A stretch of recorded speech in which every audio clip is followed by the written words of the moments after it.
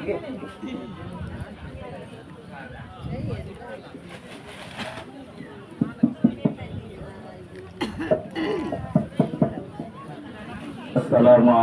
warahmatullahi wabarakatuh.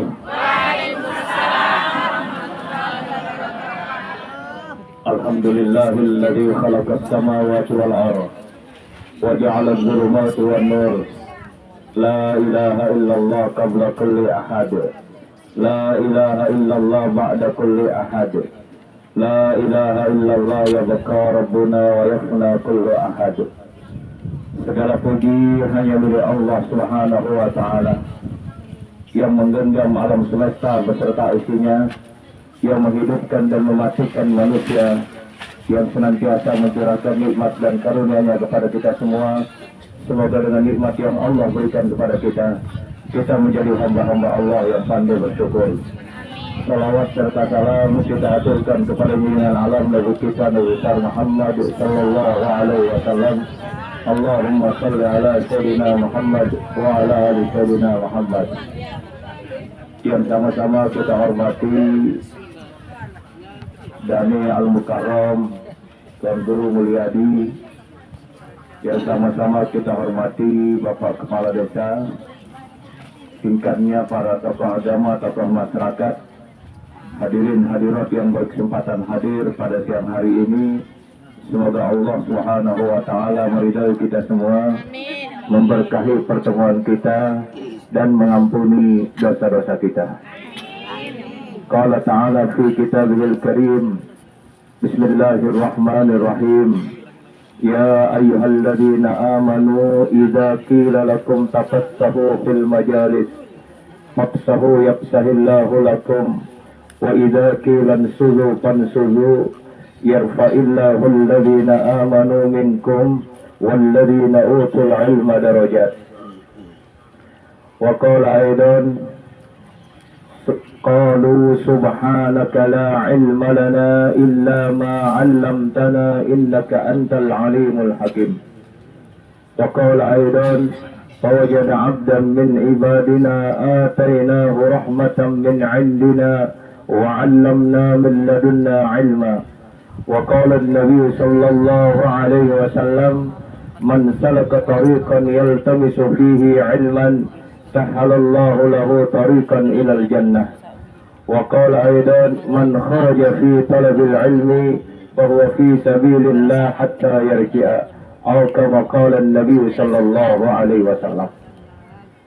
Pada siang hari ini kita berada di tengah sawah yang akan dijadikan majelis taklim, majelis ilmu.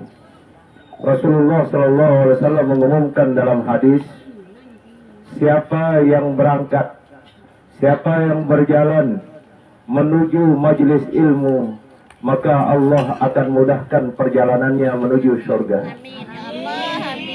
Lalu yang kedua kata Rasulullah sallallahu alaihi wasallam, siapa yang hadir dalam majelis ilmu, maka seluruh malaikat di arsy itu memohonkan ampunan kepada orang yang hadir dalam majelis ilmu itu. Artinya pada hari ini kita menuju ampunan Allah.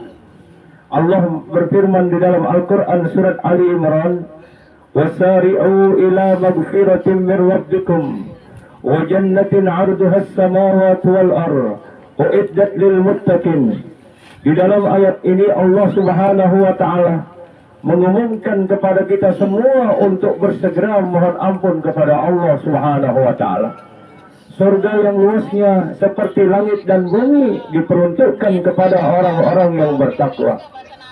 Salah satu asbab untuk kita mendapatkan ampunan Allah yang paling cepat adalah hadir dalam majelis ilmu. Itu yang paling cepat kita mendapatkan ampunan Allah. Bayangkan pelenggur 1 jam saja di majelis ilmu sama halnya beribadah 70 tahun. Sama halnya pelenggur melaksanakan ibadah salat sunat 70 tahun. Makanya para ulama itu memberikan kita spirit bahwa untuk kita cepat mendapatkan ampunan Allah, supaya dosa-dosa kita diampuni oleh Allah, taubat kita cepat diterima oleh Allah, maka segeralah datang ke majelis ilmu. Kenapa cepat diampuni dosa kita oleh Allah? Karena seluruh para malaikat itu memohon kepada Allah. Apa kata malaikat Allah di aras? Ya Allah, ampunin dengan si hadir di majelis ilmu. Meminta barangkali mohon ampun kepada Allah terlalu lama untuk diterima ampunan kita oleh Allah. Terlalu lama diterima taubat kita oleh Allah. Kenapa? Barangkali hati kita banyak kotorannya. Barangkali hati kita banyak najisnya. Karena najis itu terbagi menjadi dua. Yang pertama ada najis zahir. Yang kedua ada najis batin. Najis zahir kalau kemudian kena baju pelunggu dengan air kencing, kena dengan kotoran ayam, kena dengan kotoran cecak dan lain sebagainya. Tapi kalau najis batin sulit untuk dibersihkan. Kalau zahir itu bisa pelunggu bersihkan dengan air, dicuci dengan sabun. Tapi kalau najis batin itu harus dengan banyak-banyak beristighfar dan bertaubat kepada Allah. Apa di antara najis batin? Takabur itu najis batin. Kemudian ria, dengki, tidak suka melihat orang maju, tidak suka melihat orang berbuat baik, tidak suka melihat orang senang. Itu adalah najis batin yang harus kita bersihkan. Dan dengan cara inilah kita membersihkan najis batin itu. Beruntung pelunggu, siang-siang bolong luar biasa panasnya. Tetapi ketika kita berada di majelis taklim ini, angin sepoi-sepoi datang. Dan ini jalan tercepat untuk memohon ampun kepada Allah dengan hadir di majelis taklim. Apa sebab? Karena malaikat-malaikat di arsy itu bermohon kepada Allah dengan ucapan mereka, Ya Allah, ampuni orang-orang yang ada dalam satu majelis itu. Kan dia disyukur pendek. Geger pendek. Coba kalau kita membaca istighfar 1000 kali, bisa saja belum diterima oleh Allah. Karena banyak persoalan jiwa kita tidak khusyuk. Betul kita secara lisan membaca istighfar, lagu atenda le tanduk nangka timpana. Lagu atenda le bisnisnya timpana. Atenda itu andangnya. Astaghfirullah Rabbal baraya.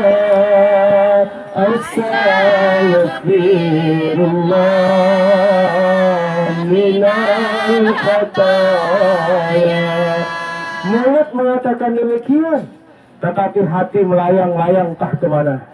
Tapi kalau pelunggu duduk di majelis taklim, hatta pelunggu tidak mengatakan astagfirullahalazim, atau dengan bahasa Sasak, Ya Allah pengadaan ampun, atau pelunggu mengatakan, Ya Allah terimalah taubatku, walaupun pelunggu tidak mengatakan demikian, duduknya pelunggu itu sudah mendapatkan ampunan dari Allah.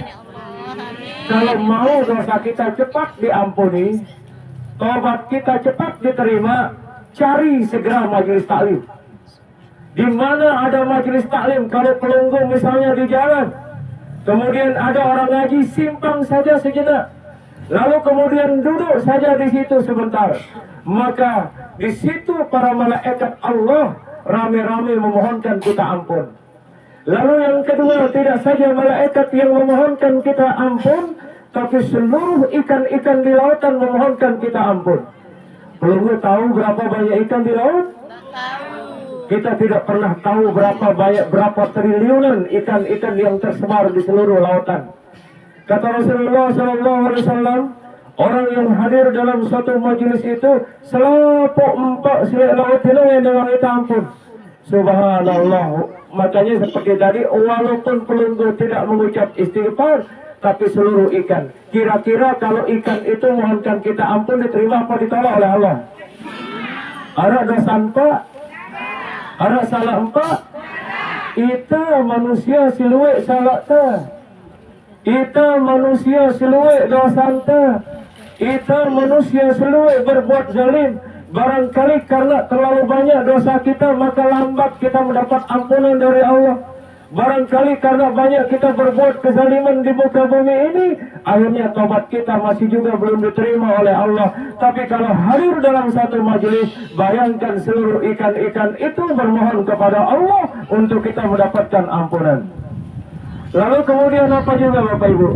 Tidak saja malaikat yang memohonkan kita ampunan, kemudian tidak saja ikan-ikan memohonkan kita ampunan, tapi ada satu binatang-binatang yang melata di muka bumi ini.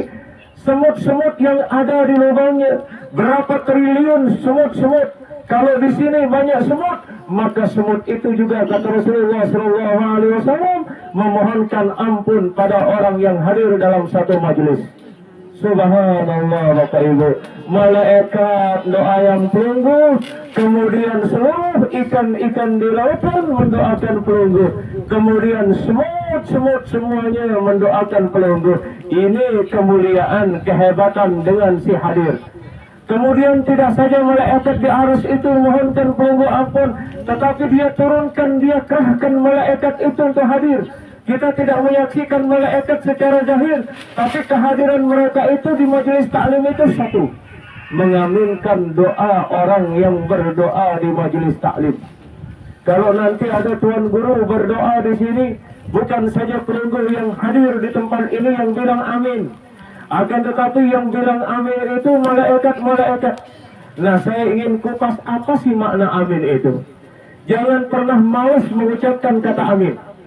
Disebutkan dalam riwayat huruf amin ini ada 4. Yang pertama huruf alif, yang kedua huruf mim, yang ketiga huruf apa? Iya, yang keempat huruf nun.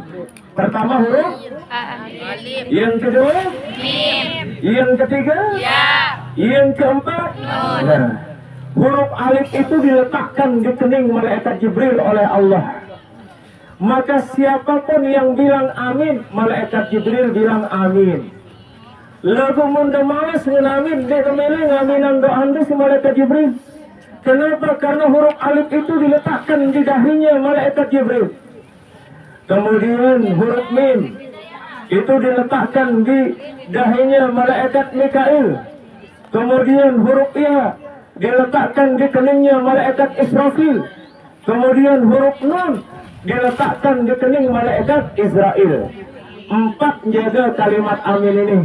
Huruf alif dijaga sama malaikat Jibril, huruf mim dijaga sama malaikat Mikail, huruf iya dijaga oleh malaikat Israfil, huruf nun dijaga oleh malaikat Israel. Siapa bilang amin ketika ada orang berdoa, maka 4 malaikat ini juga ikut mengaminkan doa pelunggu. Dalam riwayat lain juga huruf amin, huruf alif itu satu. Huruf alif itu diletakkan, huruf alif itu diambil daripada kata Adam. Yang kedua huruf mim itu diambil dari kata Muhammad. Kemudian huruf ya itu diambil dari kata Nabi Yahya. Kemudian huruf nun itu diambil dari kata Nuh alaihissalam. Itu kalimat amin. Kemudian ada juga riwayat lain mengatakan huruf alif itu diletakkan oleh Allah di tiang arsy. Makanya huruf ketika ada orang mengatakan amin, bergoncang arsy itu Bapak Ibu. Pelunggu ada orang berdoa atau ada orang membaca suratul Fatihah ketika kita berjamaah. Misalnya imamnya waladdallin.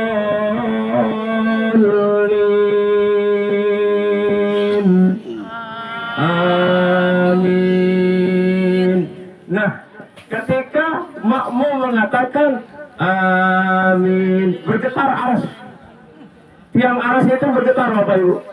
Lalu Allah mengatakan, wahai tiang arsy, kenapa kamu bergetar? Kenapa kamu bergetar? Maka tiang arsy menjawab, saya tidak akan pernah berhenti bergetar selama orang yang mengucapkan amin itu, ya Allah, engkau ampuni dosanya. Coba hanya sekedar pelunggu bilang amin saja, diampuni dosa kita oleh Allah. Itu siapa yang mohon? Tiangnya arsy. Ndek kujera bergetar, kata tiang arsy. Kumbekna ampun bergetar arsy karena diletakkan huruf alif di tiang arsy.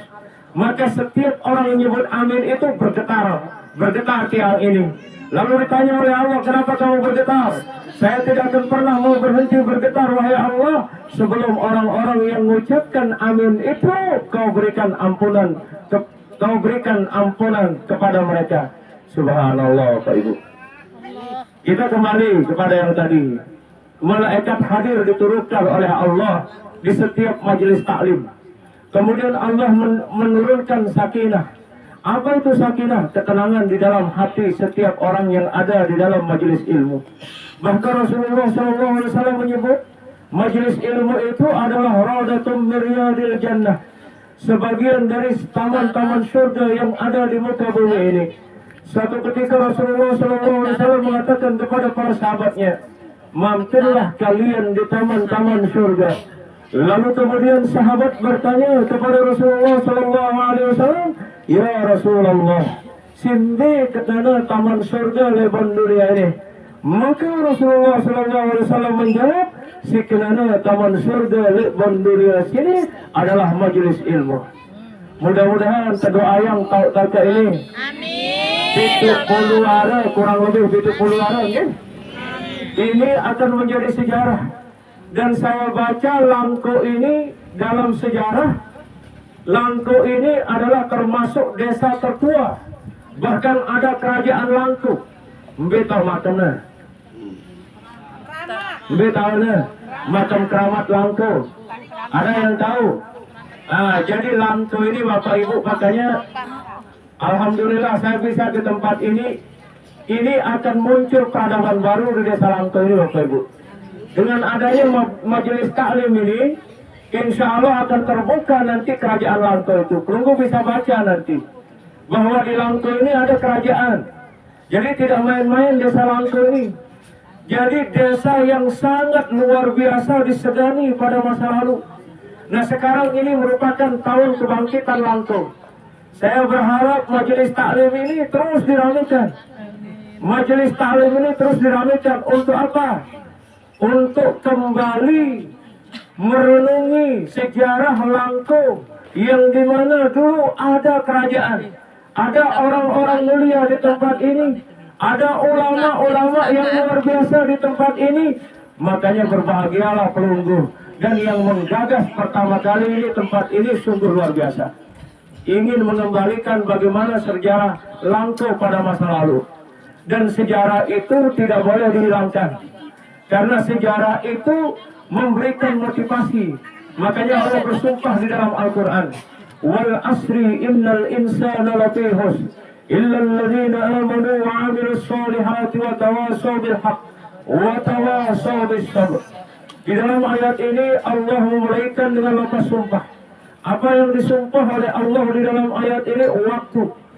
Ada 3 waktu menurut penafsiran para ulama di dalam ayat ini. Yang pertama adalah waktu masa lalu. Selaputa dari masa lalu. Masa lalu itu adalah kenangan. Ibu-ibu punya kenangan masa lalu? Terutama ibu-ibu kita yang sudah tua dulu waktu muda. Bagaimana segernya ibu-ibu, bagaimana aktivitas ibu, bagaimana hebatnya ibu-ibu, hebatnya bapak-bapak. Makanya waktu lalu adalah kenangan. Yang sekarang adalah waktu kenyataan. Yang masa depan adalah harapan. Masa lalu adalah kenangan, masa sekarang adalah kenyataan, dan masa depan adalah harapan. Saya mau tanya bapak-bapak di sini, harapan kita masa yang akan datang di majelis ini apa? Ibu-ibu, harapannya untuk majelis taklim ini di masa yang akan datang apa? Maka kalau ibu mampu menjawabnya hari ini, berarti akan terjawab masa depan ibu di tempat ini. Kalau bapak-bapak mampu menjawabnya hari ini, maka akan terjawab tempat ini nanti. Akan kelihatan Langko yang lalu itu akan kembali menjadi Langko yang luar biasa. Kira-kira bapak-bapak apa harapan dari ini? Saya mau dengar dulu.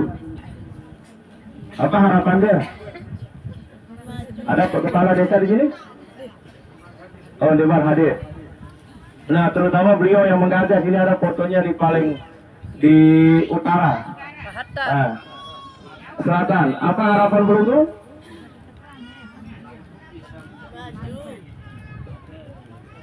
Langko bisa menjadi wisata religi? Tuh jawabannya yang pertama luar biasa. Kemudian ada yang lain yang bisa menjawab? Jadi kita akan jawab. Ada ulama-ulama kita di Lombok Tengah.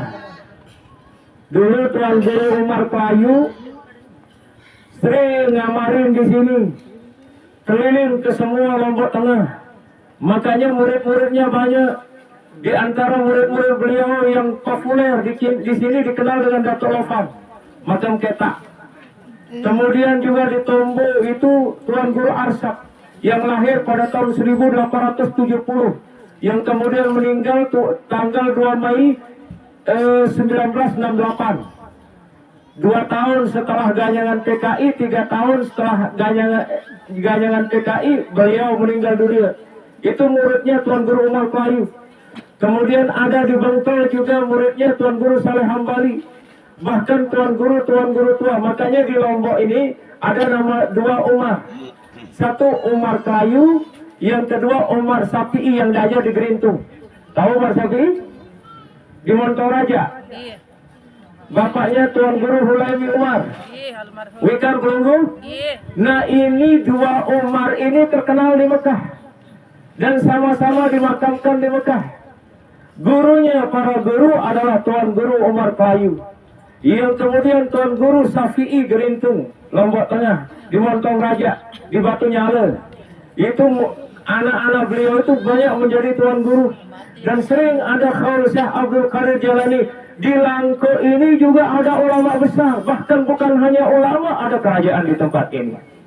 Maka dengan munculnya majelis taklim ini, harapan semua orang Langko adalah menjadi wisata religi, menjadi wisata hati, menjadi wisata agama. Kalau di tempat ini nanti dibuat majelis taklim, maka semua golongan bisa ngaji di tempat ini. Muhammadiyah bisa ngaji di tempat ini. Kemudian NU bisa ngaji di tempat ini. NUI bisa ngaji di tempat ini. Yatopa bisa ngaji di tempat ini. Dari mana-mana bisa ngaji di tempat ini. Maka Langko akan menjadi sumber barokah di Lombok Tengah ini.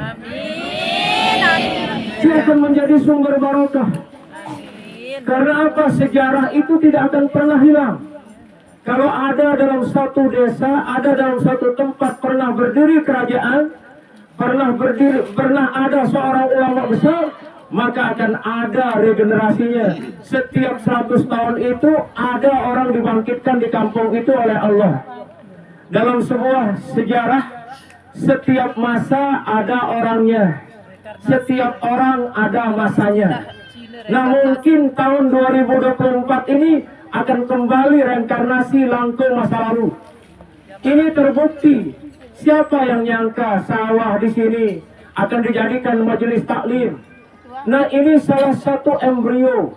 Munculnya nanti majelis taklim di tempat ini berarti akan terungkap siapa ulama besar di tempat ini. Akan terungkap siapa yang pernah menjadi raja di tempat ini, di desa Langko ini. Itu akan terbuka. Manakala nanti tempat ini akan besar. Manakala tempat ini sudah ramai, maka sejarah Langko ini mulai terkuak. Maka pelunggu yang pertama kali melakoni tempat ini, yang menjadi lokomotif pergerakan untuk membangun wisata religi di tempat ini, insya Allah 5-6 tahun yang akan datang, viral Langko ini akan kembali teringat sejarah masa lalu yang luar biasa. Betul? Betul? Nah, maka oleh sebab itu Bapak Ibu, kehadiran pelunggu di tempat ini sungguh luar biasa. Menjadikan tempat ini menjadi majelis ilmu. Karena apa? Dengan ilmu itu kita bisa menggapai apa saja. Man arada dunya fa'alayhi bil ilmi, wa man arada al-akhirah fa'alayhi bil ilmi. Siapa yang ingin dunia ini harus dengan ilmu. Siapa yang ingin akhirat juga dengan ilmu. Dengan majunya peradaban dunia ini, itu dilandasi dengan ilmu pengetahuan. Lain sendiri mana hati, dia terkenal negara-negara maju di dunia ini. Hanya kita kenal desa kita saja, Tetapi dengan adanya HP ini, dengan adanya teknologi ini, semua negara di dunia ini terasa dekat. Betul? Mau lihat orang Amerika, cukup lewat sini kita klik di Google, kelihatan orang Amerika. Mau lihat orang Jepang, dari sini kelihatan. Dunia ini sekarang sudah tidak punya daun pintu. Dunia ini sudah tidak lagi punya jendela. Dulu kalau orang menyebutnya, kalau kalian mau melihat jendela dunia, maka banyaklah belajar. Kalau ingin membuka pintu dunia, maka banyaklah belajar. Sekarang ini saya katakan, dunia ini sekarang sudah tidak punya daun pintu. Dunia ini sudah tidak punya daun jendela. Dari mana saja sudah terbuka dunia ini dengan kemajuan teknologi. Maka orang beriman itu tidak boleh ketinggalan di dalam ilmu. Lebih-lebih ilmu agama. Karena ilmu agama inilah yang kita bawa untuk meninggal dunia. Ilmu agama inilah yang menjadi penuntun pelungguh ke jalan yang benar. Tanpa ilmu agama, kita tidak bisa melihat sebuah kebenaran. Maka oleh sebab itu, dari kata ilmu ini, pelungguh nanti di tempat ini akan diberikan 3 keistimewaan oleh Allah. Si pertama, huruf ain dari kata ilmu, illiyun. Yang kedua, huruf lam, latif. Yang ketiga, huruf mim, mulk. Apa makna illiyun dari kata ilmu? Orang-orang yang berada di majelis ilmu itu ditinggikan derajatnya oleh Allah Subhanahu wa Ta'ala. Kata Imam Abu Hamid, Hujjatul Islam Muhammad bin Muhammad Al-Ghazali At-Tusi mengomentari tentang derajat itu, ibarat langit dari langit pertama sampai langit ketujuh, kemudian dari lapisan bumi pertama sampai bumi ketujuh, itu tinggi derajat yang diberikan oleh Allah, 1 derajat dengan si berilmu. Subhanallah Bapak Ibu. Makanya setiap pelungguh itu akan diistimewakan oleh Allah. Dan ini amal yang tidak akan pernah hancur. Walaupun jasad kita itu sudah bercampur dengan tanah. Makanya ketika Luqmanul Hakim berpesan kepada anaknya, wahai anakku, manusia itu terbagi menjadi 3. Yang pertama, 1 untuk Allah. Yang kedua adalah 1 untuk manusia. Dan yang ketiga itu 1 untuk tanah. Simbi si kembali anak Allah. Kira-kira apa itu kembali anak Allah, ibu-ibu? Ruh kita akan kembali ke Allah. Itu bagian pertama. Makanya Allah mengatakan, wa yas'alunaka 'anir ruh qul ruhu min amri rabbi wa ma utitum minal ilmi illa qalila. Ya Muhammad, jikalau ada hamba-hambaku bertanya tentang ruh, kata Allah, katakanlah ruh itu adalah urusanku, dan aku memberikan ilmu pengetahuan amat sangat sedikit bagi manusia. Makanya yang akan kembali kepada Allah lah ruh kita. Pastikan ruh kita nanti yang akan kembali kepada Allah dalam keadaan bersih. Bagaimana membersihkan ruh? Salah satu untuk membersihkan ruh, hadir dalam majelis ilmu. Yang kedua, untuk membersihkan ruh itu banyak-banyak beristighfar kepada Allah. Yang ketiga, untuk membersihkan ruh itu bertaubat.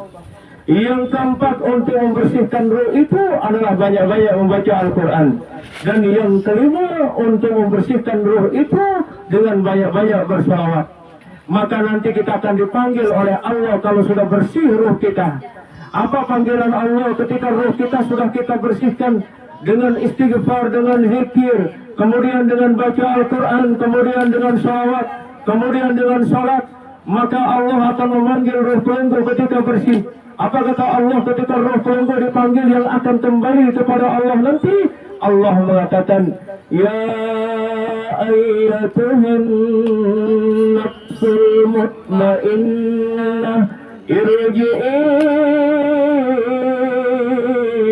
ila rabbiki radiyatan maradiyah fadkhuli fi ibadi wadkhuli jannati. Jiwa-jiwa yang tenang, kembalilah pada Allah dalam keadaan keadaan kamu reda dan Allah reda kepadamu. Masuklah ke dalam golongan hamba-hambaku yang saleh, dan masuklah ke dalam surgaku. Oh, lanjut. Lamun wah tenang jiwanda, ida redo oleh keputusan Allah. Allah juga redo kepada pelunggu. Kalau Allah redo, maka pelunggu dimasukkan ke dalam golongan hamba-hamba Allah yang soleh. Dengan pelunggu tertamang di dalam hamba-hamba Allah yang soleh? Siapa hamba-hamba Allah yang soleh itu? Dijawab oleh Allah, minan nabiyyin was-siddiqin wasyuhada'i was-salihin wa hasuna ulaika rafiqa. Dengan si soleh masuk kelungguh dalam golongan para anbiya, para nabi-nabi. Walaupun kita bukan ulama, walaupun kita bukan orang soleh, walaupun kita bukan orang alim, tetapi kalau kita melakukan kebaikan-kebaikan seperti apa yang dilakukan oleh para nabi, oleh para sahabat, oleh para syuhada, para orang-orang soleh, maka kita juga akan dimasukkan ke kelompok mereka oleh Allah. Kenapa? Karena jiwa pelungguh tenang. Bu, hari ini tenang jiwanya enggak? Tenang. Dan itu Allah telah meletakkan ketenangan. Dalam majelis ilmu itu tembang kita ketenangan. Rahmat berkucuran, barokah berkucuran, ketenangan berkucuran. Kebetulan. Mbe tenangan itu lalu alang pantai berleha-leha si dalam majelis taklim. Majelis taklim. Pacuan.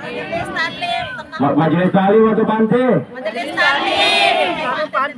Pantai luwe setan. Betul. Makanya kalau di majelis taklim, mun tanang pantai lelah doang murtah. Panasan bareng ulik teh lelah. Di nara malaikat kan ngampunang ide. Lagu mundanang majelis taklim, lengan gebrung buka lawang deh. Berudah masang jilbab, berudah masang gamis, berudah masang sandal. Wah, ngangkat semua malaikat. Apa malaikat bilang? Ya Allah, no ampunin dengan si masang jilbab dan lalu ngaji no. Lagu mundanang pantai, lalu berleha-leha. Di mana ada kitab? Si dengar tengah malaikat berbondong-bondong, tetapi tidak salah kita ke pantai. Di nara malaika nang pantai, boleh ke pantai. Tapi kalau kita bisa membandingkan bagaimana tenangnya kita di majelis taklim, tidak akan pernah pelunggu temukan ketenangan kecuali berada di majelis taklim. Betul. Nah makanya alhamdulillah ini yang kita bawa nanti asbab supaya ruh kita ditenangkan oleh Allah. Maka dari dunia ini pelunggu buru ketenangan itu. Tidak bisa datang bin salabin ada brak ketenangan itu langsung datang di bau. Tapi ada syaratnya, ada jalannya yang pelunggu harus buru. Di antara jalan-jalan yang harus pelunggu buru itu seperti hadir dalam majelis taklim. Dan orang yang berada dalam majelis taklim itu dari kata ilmu itu yang melahirkan huruf ain itu, pelunggu sudah dipastikan akan diangkat derajatnya oleh Allah. Dari mana kita tahu? Surat Al-Mujadalah ayat 11 yang tadi yang baca. Yarfa'illahu alladhina amanu minkum walladhina utul ilma darajat. Dengan si beriman di antara kita itu juga akan diangkat derajatnya oleh Allah dan orang-orang yang berilmu. Dan ini amal yang tidak akan hancur Bapak Ibu. Walaupun sudah kita meninggal dunia 100-an tahun. Makanya banyak ulama-ulama yang meninggal dunia ratusan tahun tidak hancur jasadnya. Apa sebab? Karena ilmunya yang menjaga dia. Ada beberapa orang yang tidak hancur jasadnya. Satu, para nabi-nabi tidak akan dimakan jasadnya oleh tanah. Yang kedua, para aulia-aulia Allah di muka bumi ini malu tanah untuk menggerogoti jasadnya. Yang ketiga, para penghafal Al-Quran yang ikhlas, itu tidak akan dimakan. Yang ketiga, orang yang menuntut ilmu, yang meninggal dunia ketika menuntut ilmu. Misalnya ada orang yang pulang dari majelis taklim, kemudian dia meninggal dunia, maka dia adalah mati syahid. Apa kata Rasulullah SAW? Man kharaja fi talabil ilmi fahuwa fi sabilillah hatta yarji'a. Barang siapa yang berjalan, yang keluar untuk menuntut ilmu, maka dia adalah pejuang di jalan Allah sampai mereka pulang. Pelunggu ini sama kedudukannya dengan orang Islam yang ada di Palestina yang sedang berjuang melawan Bani Israel. Walaupun pelunggu tidak membawa stand, tidak membawa bom, hanya pelunggu duduk. Makanya kata Rasulullah SAW kepada sahabat beliau yang bernama Ibnu Mas'ud. Apa kata Rasulullah SAW? Wahai Ibnu Mas'ud, hadir kamu dalam majelis ilmu, walaupun kamu tidak membawa pulpen, walaupun kamu tidak membawa buku, kata baginda Rasulullah SAW, maka dosa-dosamu diampuni oleh Allah dan rahmat Allah engkau dapatkan. Hatta kata para ulama, ada pedem di majelis taklim. Misal guru datang, sampai jero tuan guru ceramah, jero ustaz ceramah, jero kiai ceramah, uras-uras, iyo, mbe tuan guru si ceramah, padahal wangu ini masih jam tuan guru ini ceramah, lengan guru datang ya pedem, walaupun pelunggu pedem, maka dosa-dosa pelunggu diampuni oleh Allah. Walaupun pelunggu tidak bisa, tidak paham apa yang diungkapkan oleh para ulama di depan, tapi rahmat Allah itu penuh menyelimuti pelunggu. Dan pelunggu kena dengan doa para malaikat, kena dengan doa ikan-ikan yang ada di lautan, kena dengan doa-doa semut yang ada di lubangnya. Walaupun pelunggu tidak lagu mundur saja pedem di darah muda. Misal kelelahan lalu sidu berduri berdagang tengari galeng maradeki. Terus kemudian pedem kecapean. Lagu alhamdulillah darah kita yang pedem. Ada pedem ini. Ada. Senang sida. Demen sida. Sanggup sampai maghrib baca. Ambil sampai sada menengah kuturi kita.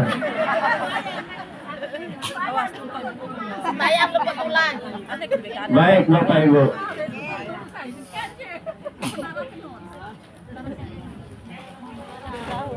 Lanjut Bapak Ibu. Karena ada tuan guru di belakang juga akan ceramah. Dia nggak lama karena setelah asar ini kita ada di Lombok Timur ada pengajian.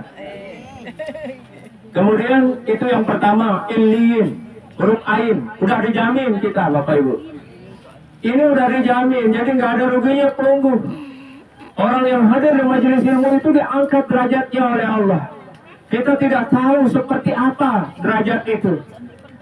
Dan Allah sudah mengumumkan di dalam Al-Quran akan diangkat derajat.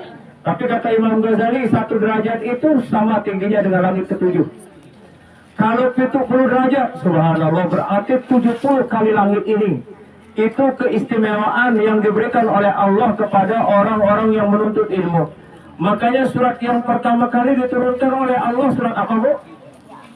Surat Al-Alaq mengenai apa? Mengenai baca tulis, mengenai ilmu pengetahuan. Iqra bismi rabbikal ladzi khalaq, khalaqal insana min 'alaq. Iqra wa rabbukal akramul ladzi 'allama bil qalami 'allamal insana ma lam ya'lam.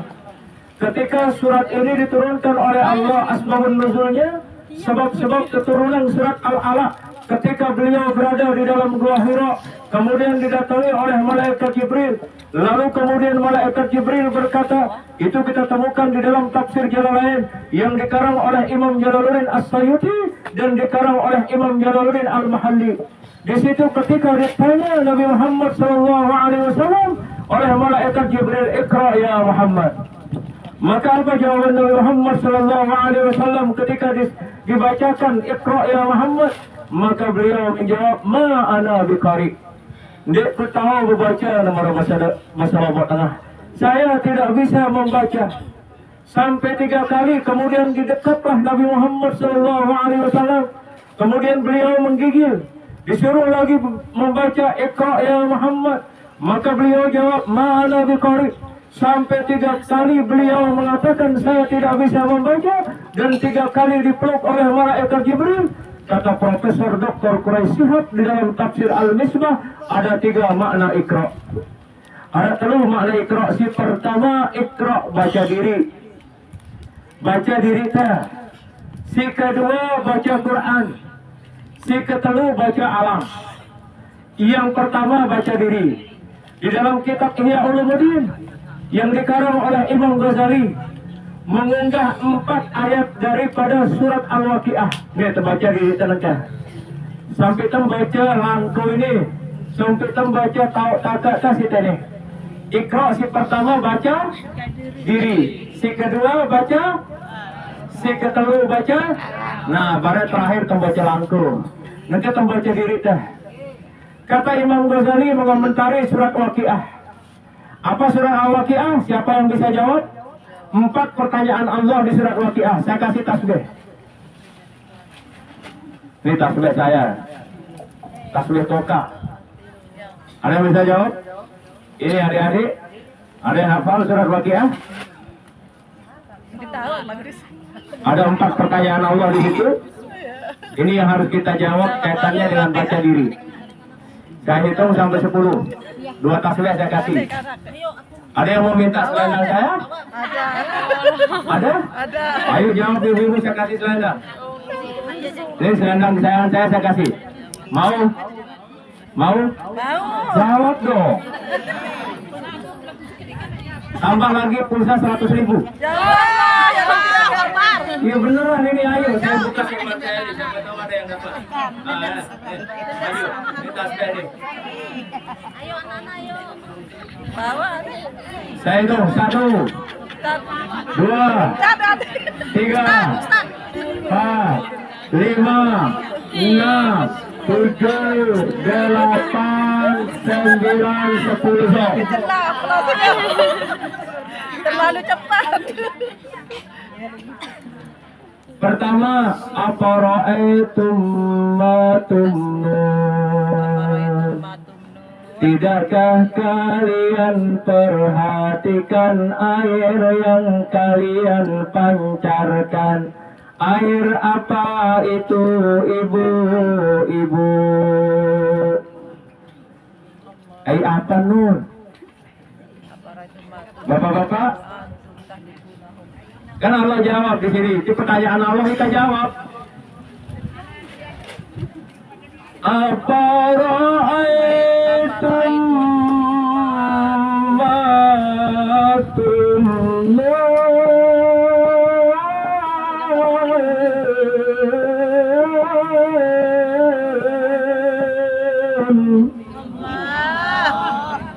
Afara'aitum ma tumnun. Ini untuk jawab diri kita. Tidakkah kalian perhatikan air yang kalian pancarkan? Air apa? Air minum. Air hujan. Air tua. Air hujan. Air liur. Air hujan. Air hujan. Air WC. Air WC.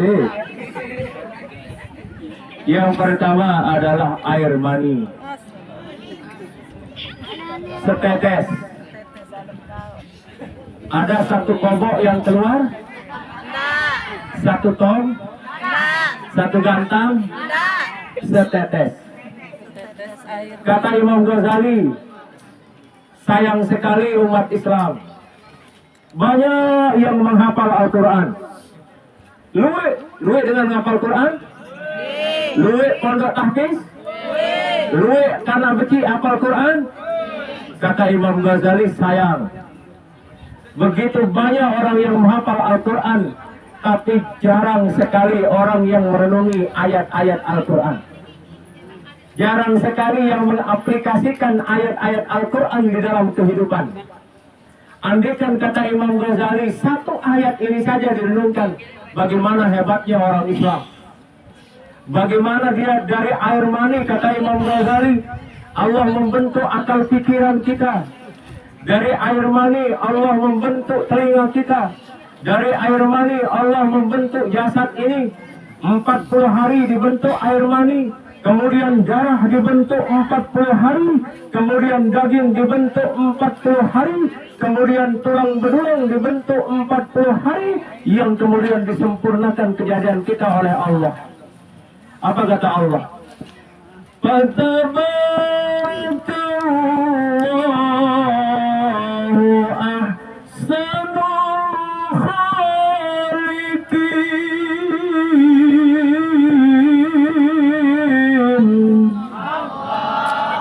Dibentuk kejadian kita oleh Allah dengan sebaik-baik bentuk. Ayat ini juga dijawab oleh Allah di dalam surat At-Tin. Laqad khalaqnal insana fi ahsani taqwim.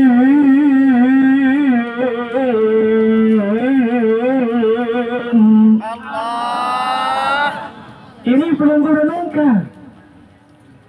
Kaji siapa diri kita, mau kemana dan untuk apa. Kades.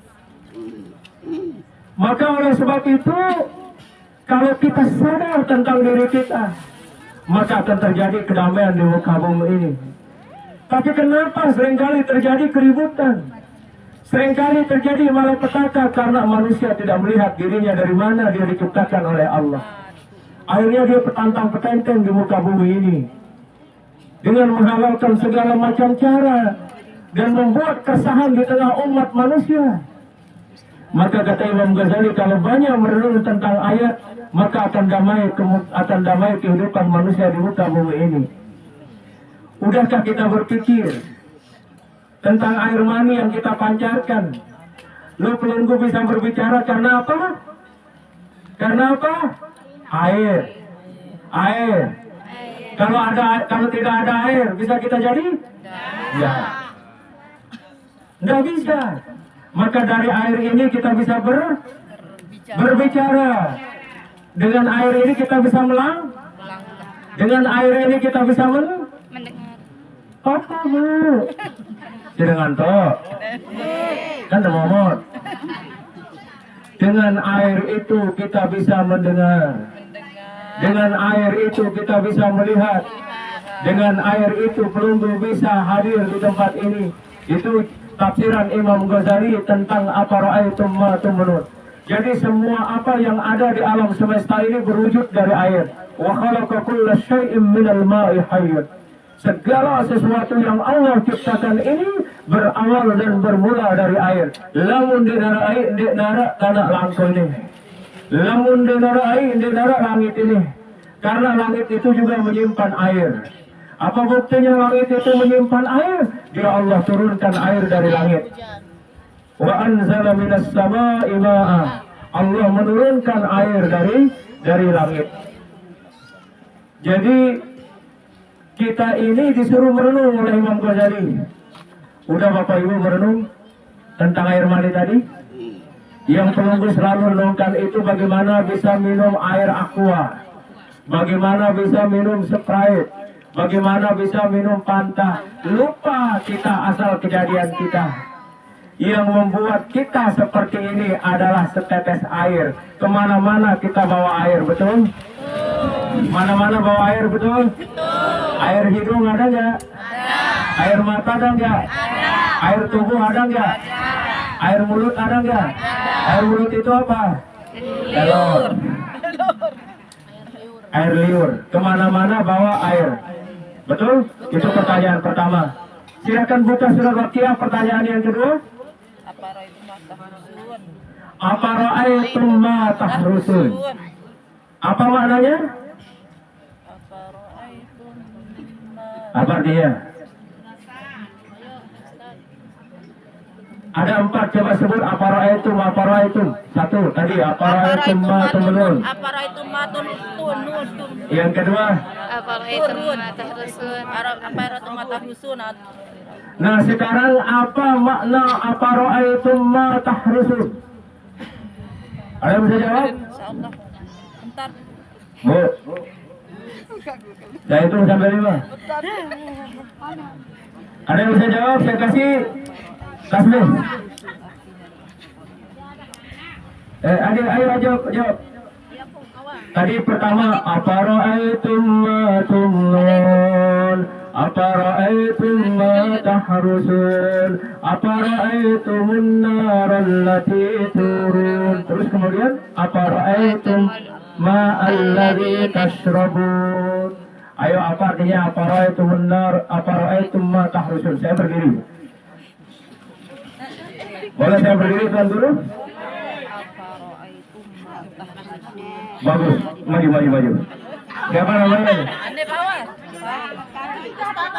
Ini santrinya tuan guru tadi? Mantap, maju. Saya kasih hadiah. Tuh. Nah, ini tolong dipakai sedikit. Siapa namanya? Farel. Coba sebut ayat yang tadi. Afara'aitumul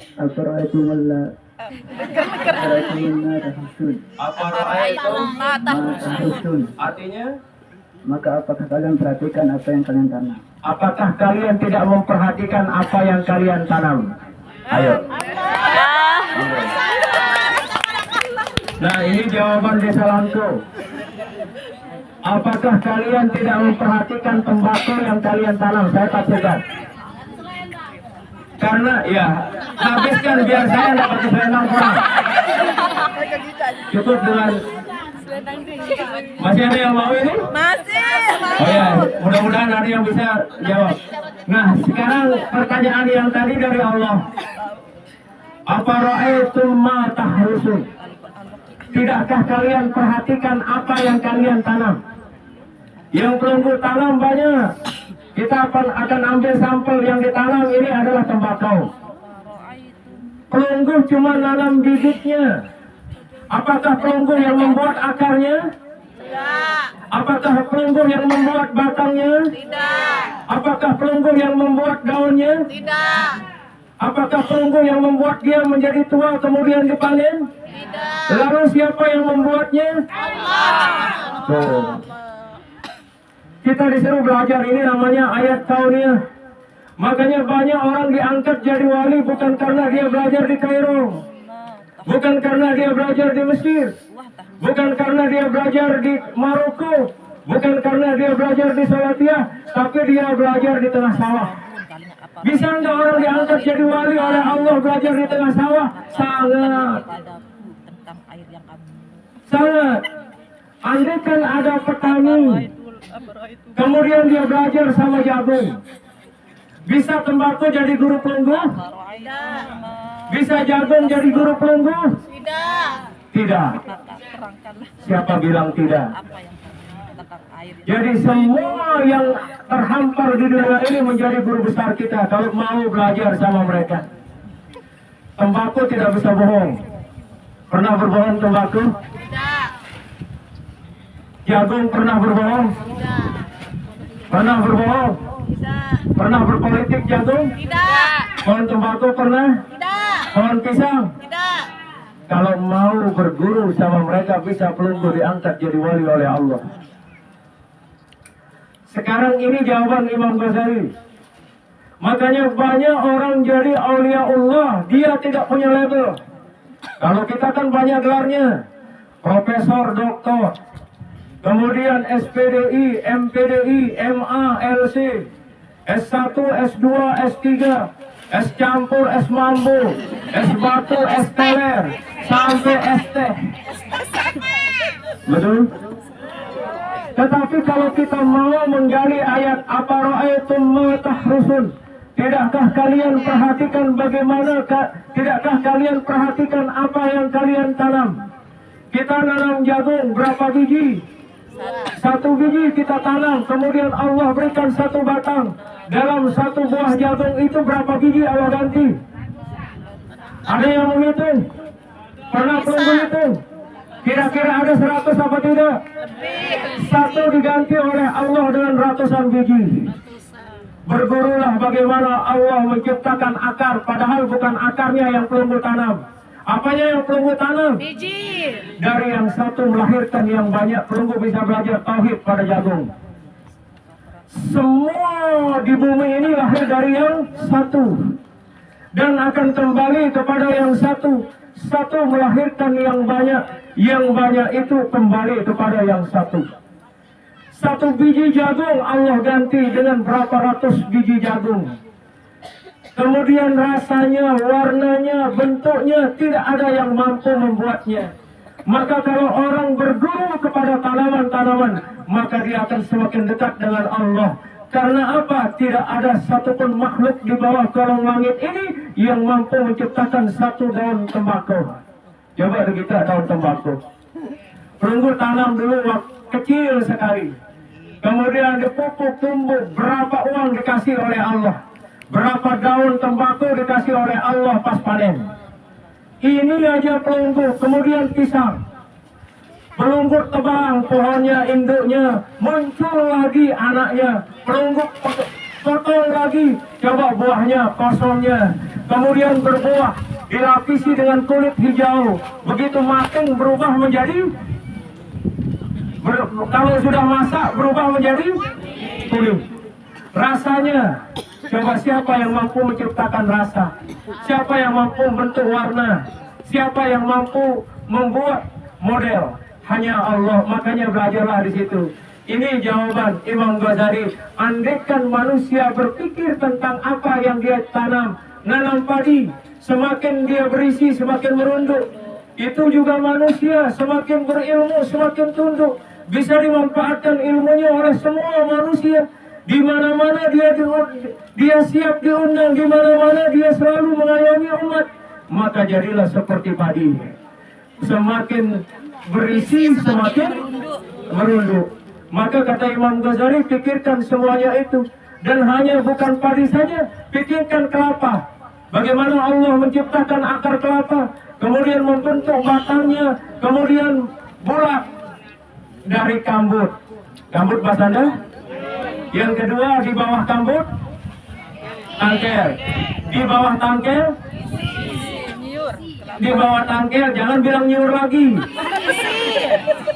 Ulang, sambil doang kita nyiur jaga.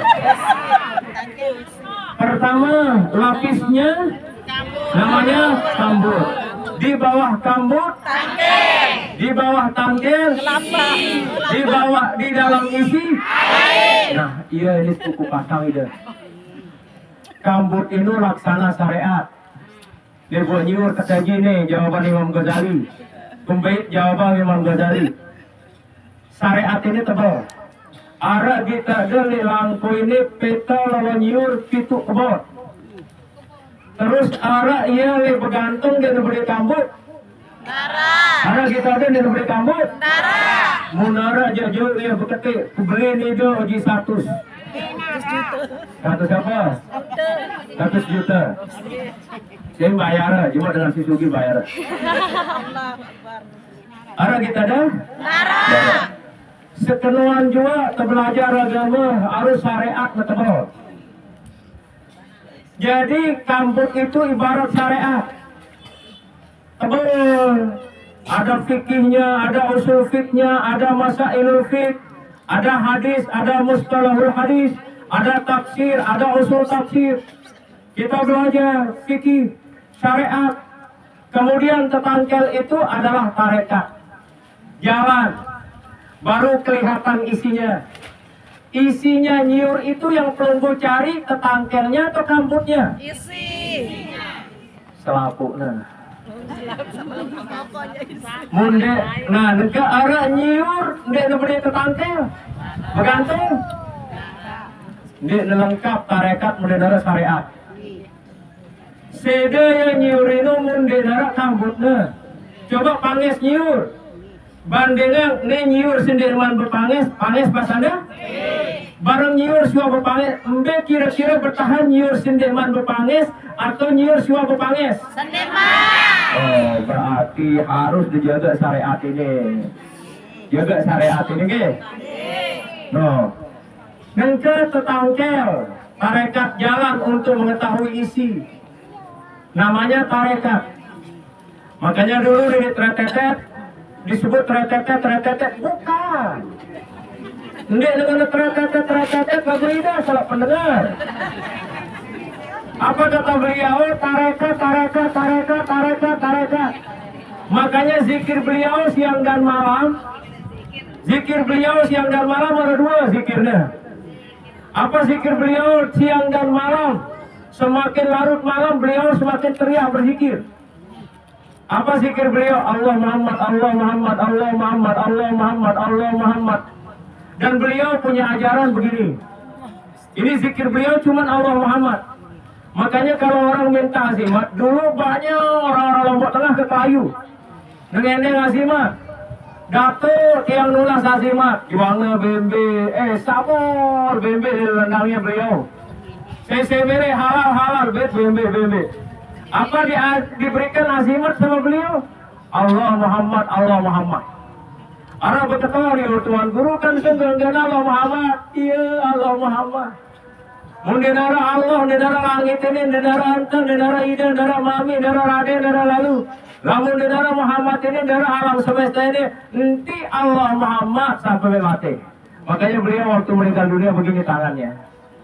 Tidak bisa dibuka. Dia bukan bilang teretetet lagu ini salah pendengar. Lagu sampai akhirnya nama beliau itu Tuan Guru Ahmad Teretetet. Padahal beliau bilang tarekat. Pada bertarekat isi, agen tahu kenal syai sembah Allah Ta'ala. Maka tarekat beliau namanya tarekat Allah Muhammad. Karena itu hanya zikir beliau. Beliau yang punya punya ajaran. Apa ajaran beliau? Satu ajaran beliau. Maka hendaklah semua manusia harus Isra dan Mi'raj setiap hari. Makanya pernah ditanya beliau waktu keliling di Lombok Tengah. Dari Mangku, kemudian Pujo, kemudian Peraya, tiap hari kalau di sini terus jalan dari satu tempat ke tempat lain. Pernah ada seorang Tuan Guru di Lombok Tengah ini bertanya, wahai Tuan Guru Ahmad Badrul lah namanya Bapak Ibu. Kakaknya namanya Tuan Guru Badrul Islam. Ibunya dari Kemasan. Kalau ibu Tuan Guru Ahmad yang perlu dikenal dengan Teretetet itu ibunya dari Banyuwangi.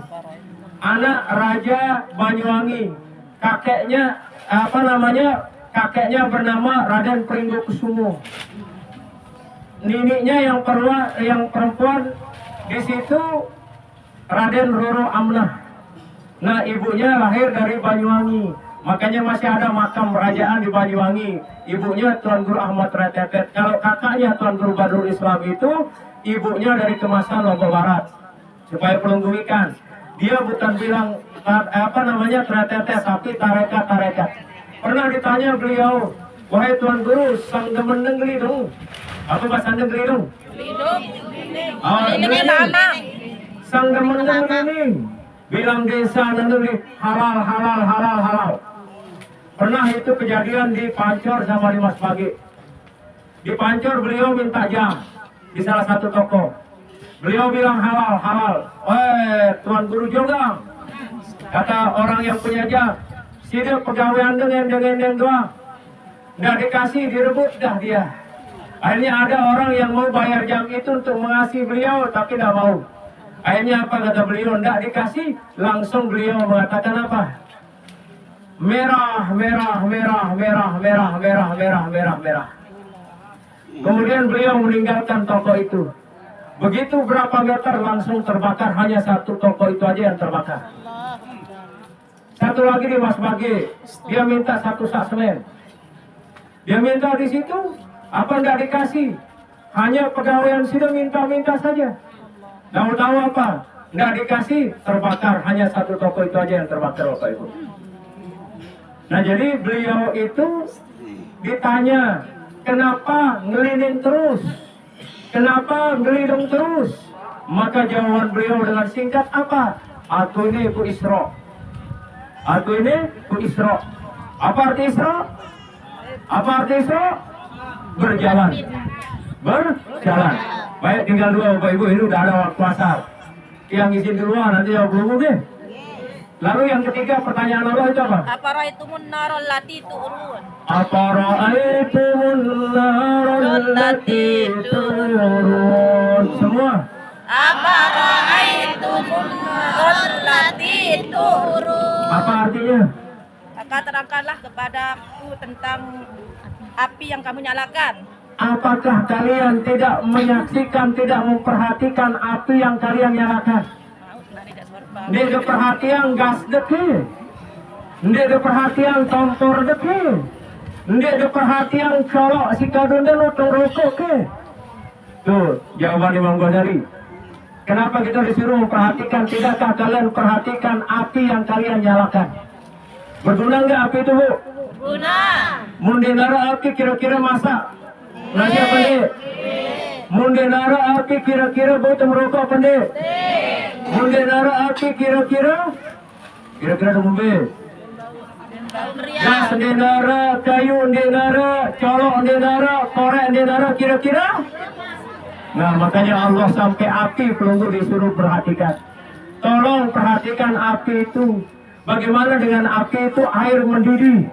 Bagaimana dengan api itu pelunggu bisa masak daging, masak rawon, masak apa yang pelunggu masak. Kemudian yang terakhir saya singkat. Pertanyaan apa yang terakhir? Apa ra'aitumul ma'al ladzi tashrabun? Artinya terangkanlah kepadaku tentang tidakkah kalian memperhatikan air yang kalian minum? Tidakkah kalian memperhatikan air yang kalian minum?